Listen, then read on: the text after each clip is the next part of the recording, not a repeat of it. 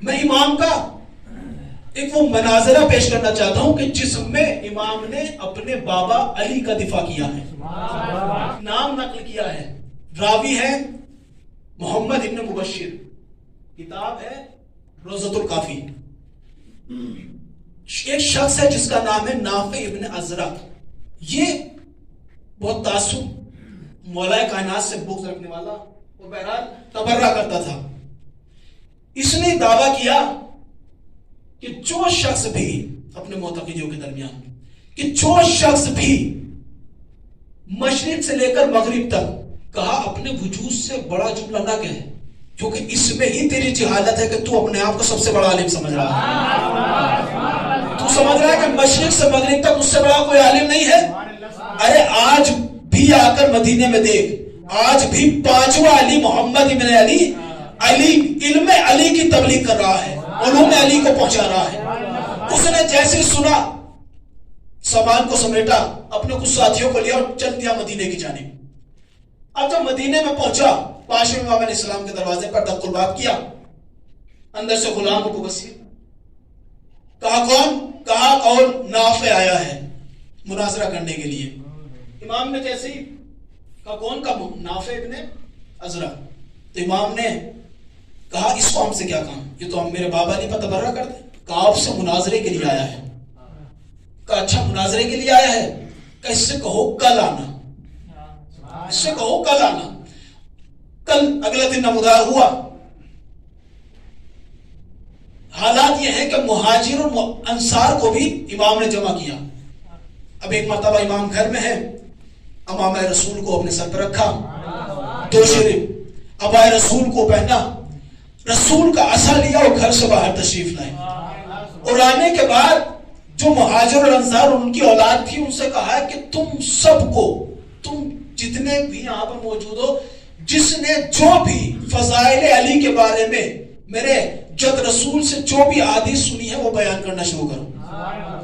اب سب نے بیان کرنا شروع کر دی. دیکھیں کبھی بھی مخالف علی اور منکر علی سے پالا پڑ سکتا ہے، تو انسان دفاع کرنے کے لیے اپنے مولا کا اتنی حدیثیں یاد رکھے کہ دفاع کر سکے. بہرحال سب نے سنانا شروع کی، لیکن وہ جو نافع تھا اس نے کہا کہ جس تمام کے تمام جو ہے میں مانتا ہوں، لیکن یہ تحکیم سے پہلے کی ہے، میرے ان سے کوئی سروکار نہیں ہے.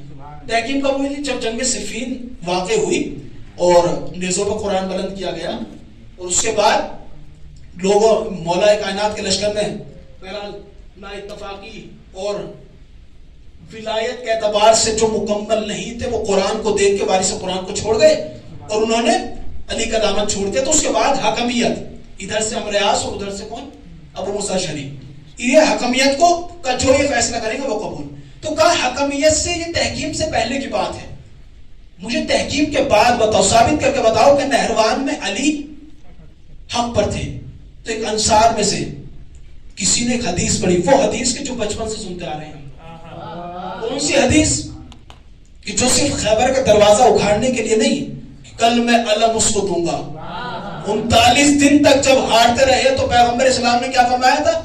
لَأُعْطِيَنَّ رَعْيَتَ غَدًا رَجُلًا كَرَّارًا غَيْرَ فَرَّارٍ.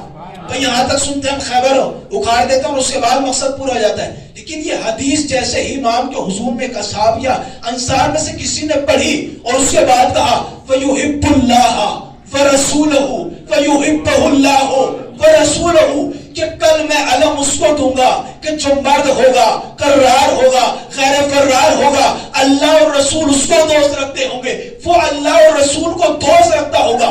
جیسے ہی نافع نے حدیث سنی تو ہے تو تحکیم سے پہلے کی ہے، اس سے تو میرا کوئی رابطہ نہیں ہے، کیا تعلق ہے اس سے؟ تو ایک مرتبہ امام نے فرمایا کہ اس حدیث کا تحکیم سے پہلے نہیں بلکہ میرے بابا علی مرتضیٰ کی زندگی کے آخری لمحے تک اس حدیث کا تعلق ہے، آخری لمحے تک اس حدیث کا تعلق ہے. تو اس نے کہا کیسے؟ تو میرے امام نے فرمایا، کہا تو اتنا تو مانتا ہے نا کہ حدیث صحیح معتبر ہے؟ کہا مانتا ہوں. کب سن؟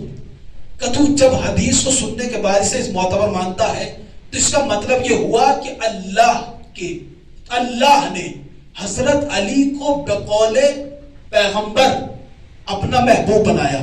تو مانتا ہے کہ ہاں اپنا محبوب بنایا. کہ جب یہ مانتا ہے تو اچھا اتنا بتا کہ جب اللہ نے قول نبی پیغمبر اسلام کی زبان سے علی کو اپنا محبوب بتایا تو یہ بتا کیا اس وقت اللہ کو علم تھا کہ علی نہروانیوں سے جنگ کریں گے یا نہیں؟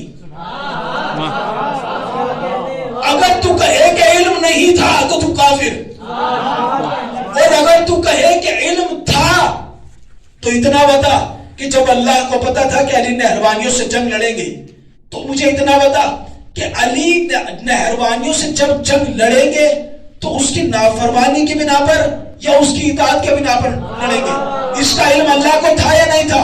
کہ ہاں اس کا علم بھی اللہ کو تھا. تو کا فیصلہ تو نے خود کر دیا، فیصلہ تو ہو گیا. کہ کیسے ہو گیا؟ کہ تو نے خود بتا دیا کہ بھائی اللہ کو یہ علم تھا کہ علی نہروانیوں سے جنگ لڑے گا، اور اللہ کو یہ علم بھی تھا کہ علی حق پہ ہے.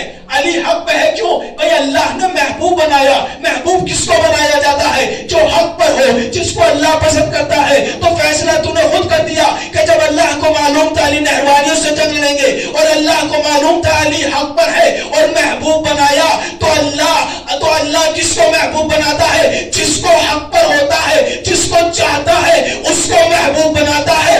اللہ باطل کو محبوب نہیں بناتا. اللہ باطل کو محبوب نہیں بناتا. جیسے ہی نافع بن ازرق نے اتنا سنا فلا جواب ہو گیا، اس کے پاس کوئی جواب نہ ملا، فوراً برجستہ کہتا ہے اشہد انک من اہل بیت النبوہ.